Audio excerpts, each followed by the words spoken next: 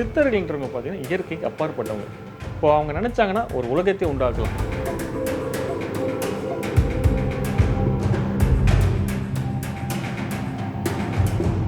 இப்போ செத்தவனை எழுச்சி நடக்க வச்சுருக்காங்க. உங்கள் ஜாதகத்தை பார்க்கும்போது தான் அந்த நேரத்துக்கு வந்து இந்த ஜீவசமாதிக்கு போகணுன்ற ஒரு விஷயம் வரும்.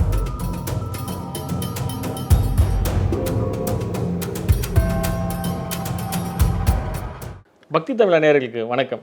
நான் உங்கள் சித்தன் அவர்கள் மணிவண்ணன். சித்தர்கள் வழிபாடு முறையில் பார்த்தீங்கன்னா வந்து எப்படியாப்பட்ட ஒரு ஜாதக ரீதியான பிரச்சனைகளாகட்டும், கிரகச்சாரத்தில் இருக்க பிரச்சனைகளாகட்டும், எல்லாத்துக்குமே வந்து தீர்வு உண்டுங்க. எப்படின்னு கேட்குறீங்களா? இப்போ உங்கள் ஜாதகத்தை பார்க்கும்போது பார்த்தீங்கன்னா வந்து சில ஜாதகர்கள் வந்து பார்த்தீங்கன்னா இந்த சித்தரை ஜீவசமாதி போய்ட்டு வழிபடும் போது இந்த பிரச்சனை தீருன்றது ஜாதகத்தில் ஒரு சூட்சமான ஒரு விஷயம் இருக்குது. அப்படின்ற விஷயத்தை வந்து அதை எடுத்து சொல்லும் போது தான் அவங்க அந்த ஜீவசமாதிக்கு போகும்போது அந்த பிரச்சனைகளுக்கான தீர்வு கிடைக்கும்.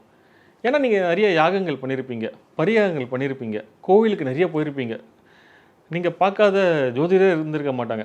ஸோ அப்படின்ற பட்சத்தில் இதெல்லாம் தீர்வு கிடைச்சிதா அப்படின்றது ஒரு கேள்விக்குறி. ஆமாங்க.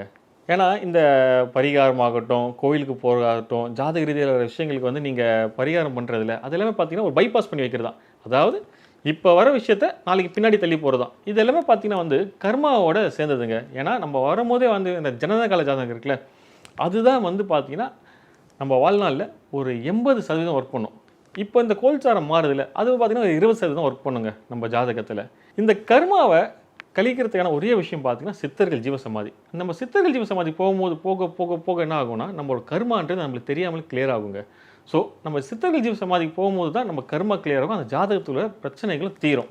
பொதுவாக இப்போ நம்ம பார்த்திங்கன்னா வந்து கல்யாணம் ஆகிருக்கும் சிலருக்கு, திருமணமாய் ரொம்ப நாளாக பார்த்தீங்கன்னா வந்து குழந்தையின்மைன்ற விஷயம் வந்து ரொம்ப ஒரு ஒரு நெருடலாக இருக்கும். அதெல்லாம் வந்து பார்த்திங்கன்னா அவங்க சொல்லி அந்த கேட்கும் போது அந்த மனசு வலி இருக்கும் பார்த்திங்களா, அவ்வளோ வலி இருக்கும் அவங்களுக்கு. என்னங்க உங்களுக்கு ஒரு குழந்தை இல்லையா? 4 இடத்துக்கு போவாங்க, ஒரு ஃபங்க்ஷனுக்கு போவாங்க, இல்லை கோயிலுக்கு போவாங்க. முதல் எடுத்த கொஸ்டின் என்ன தெரியுமா எல்லோரும் கேட்பாங்க? உங்களுக்கு எத்தனை வீடு இருக்குது, எவ்வளோ சொத்து இருக்குது, எத்தனை காருக்கெல்லாம் கேட்க மாட்டாங்க. உங்களுக்கு எத்தனை குழந்தை இருக்குது, குழந்தை என்ன பண்ணுறான், எத்தனை அந்த கேள்வி தான் கேட்பாங்க. அப்படின்னும் போது அவங்க மனசு அந்த வலி இருக்குல்ல, அது வந்து பார்த்திங்கன்னா வந்து நம்ம வார்த்தையில் சொல்ல முடியாது.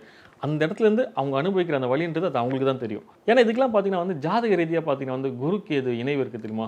இந்த இணைவு அதே போல் சூரியனோட பார்வை, சனியோட பார்வை, இந்த விஷயங்கள் நடக்கும்போது பார்த்திங்கன்னா குழந்தையின்மைன்ற பிரச்சனை உருவாகும். ஏன்னா இப்போ குழந்தை இன்மைக்கு காரணம் என்னன்னு பார்த்திங்கன்னா வந்து ஆண் பெண் இந்த 2 பேருக்குமே பார்த்திங்கன்னா வந்து இணையும் போது தான் குழந்தைன்று உருவாகுது.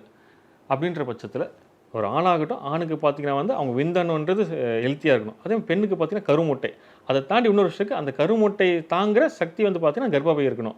அதாவது மொத்தம் 3 விஷயங்க: ஆணின் விந்தணு, பெண்ணின் கருமுட்டை, கர்ப்பப்பை. இந்த 3மே ஸ்ட்ராங்காக உறுதியாக இருந்தால் குழந்தை பிறக்கிறதுக்கு சாத்தியக்கூறு உண்டு, சயின்ஸ் படி சொல்லுது. ஆனால் இதே சில கிரக இணைவுகள் இருக்கும்போது பார்த்திங்கன்னா இதுக்கான பிரச்சனை வந்து உருவாகுங்க. எப்படின்னு பார்க்குறீங்களா? நான் முந்தைய சொன்ன மாதிரி குருவுக்கு எதுவும் சேர்ந்தபோது என்ன ஆகுனா இந்த கரு சிதைவு, கரு உண்டாகிறதுக்கான சாத்தியக்கூறை வந்து கலைச்சி விட்ருங்க. ஏன்னா இப்போ நீங்கள் பார்த்தீங்கன்னா வந்து தெருக்கு தெரு இப்போ இந்த ஐவிஎஃப் சென்டர்ன்ட்டு பார்த்தீங்கன்னா புத்திசிலுமே நிறைய பரவிட்டுருக்கு. சில ஐவிஎஃப் சென்டர்லாம் போனீங்கன்னா அவங்களுக்கு 100% குழந்தை உறுதின்னு சொல்லியே விளம்பரம் பண்ணுறாங்க. சிலர் போகிறாங்க, சக்ஸஸாக நடக்குது அவங்களுக்கும் சயின்ஸ் படி. சிலர் போகிறாங்க, அவங்களுக்கு பார்த்தீங்கன்னா வந்து நிறைய செலவு பண்ணிருப்பாங்க, லட்சக்கணக்கில் செலவு பண்ணியிருப்பாங்க. இருந்தாலும் பார்த்தீங்கன்னா சக்ஸஸ் ரேஷன்றது பார்த்தீங்கன்னா இருக்காது. ஏன்னா கரு உருவாகும், திடீர்னு பார்த்தா கரு சிதை அடைந்துடும். நீங்கள் ஹெல்த்தி தான் இருக்கீங்க, இல்லை அவரோட விந்தணு கவுண்ட்டும் கரெக்டாக தான் இருக்குது, உங்களோட அந்த கரு முட்டையும் கரெக்டாக தான் இருக்குது, அதை தாங்கக்கூடிய அந்த கர்ப்பப்பையும் கரெக்டாக தான் இருக்குது. இருந்தாலுமே பார்த்தீங்கன்னா ஏன் இந்த கரு சிதை உருவாகுதுன்னா தெரியாமல் இருக்கும். ஏன்னா இதுக்கெல்லாம் பார்த்தீங்கன்னா ஜாதக ரீதியாக பார்க்கும் போது சில கிரகங்களோட இணைவு பார்த்தீங்கன்னா இந்த கரு சிதை உண்டாக்கும். இது தீர்வு என்னன்னு பார்க்கும்போது பார்த்தீங்கன்னா, ஏன்னா இது எல்லாமே கர்மாவோட சேர்ந்த ஒரு விஷயம். இந்த கர்மாவை வந்து நம்ம கழிக்கிறதுக்கு விஷயம், அதாவது கர்மா கிளியர் பண்ணுறதுக்கான ஒரே இடம் பார்த்தீங்கன்னா சித்தர்களோட ஜீவசமாதி. நீங்கள் சித்தர்கள் ஜீவசமாதி போக போக என்ன ஆகும்னா இந்த கர்மா கிளியர் ஆகும். ஸோ அப்படின்னும் போது உங்களுக்கு அந்த குழந்தை பாக்கியன்றது கண்டிப்பாக உண்டாகுங்க.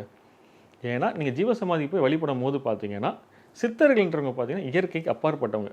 இப்போ அவங்க நினச்சாங்கன்னா ஒரு உலகத்தை உண்டாக்கலாம். இப்போ செத்தவனை எழுச்சி நடக்க வச்சுருக்காங்க. சில ஜீவசமாதிலாம் போகும்போது அந்த ஜீவசமாதியோட வரலாறுலாம் படிக்கும் போது பார்த்தீங்கன்னா அவ்வளோ அற்புதமாக இருக்கும். அவங்க நடத்தி அந்த மிராக்கல்ன்ற பார்த்தீங்கன்னா வந்து அதெல்லாம் வந்து நம்ம அந்த இடத்துல இருந்து ஃபீல் பண்ணும்போது தான் தெரியும், சுவாமி இவ்வளோ மிராக்கல் பண்ணியிருக்காங்க அப்படின்னும் போது நம்ம வாழ்க்கையிலும் ஒரு குழந்தைன்ற விஷயம் உண்டாகுங்க.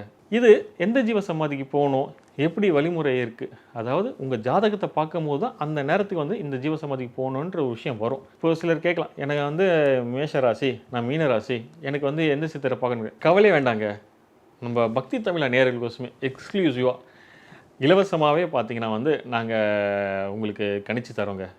கமெண்ட் செக்ஷனில் உங்கள் பேர், உங்கள் டேட் ஆஃப் பர்த்து, அந்த பிறந்த நேரம் இதை மட்டும் கொடுங்க. ஹஸ்பண்ட் ஒய்ஃப் அவங்க 2 பேர்த்தோடையும் நாங்களே உங்களுக்கு வந்து ஜாதகத்தை கணிச்சு நீங்கள் எந்த ஜீவ சமாதிக்கு போகணும், எப்படி வழிபாடு முறை இருக்குது, இது எப்போப்பெல்லாம் அந்த ஜீவ சமாதிக்கு நீங்கள் போய்ட்டு வழிபடுற மாதிரி இருக்கும், அதை தாண்டி எந்த நட்சத்திரத்தன்னைக்கு போய் வழிபட்டால் விசேஷம். நீங்கள் ஜாதக ரீதியாக வந்து பார்த்தீங்கன்னா வந்து இருக்கிற அந்த பிரச்சனை எல்லாமே பார்த்தீங்கன்னா சித்தர்கள் மூலிமா மட்டும்தான் தீர்வு உண்டு.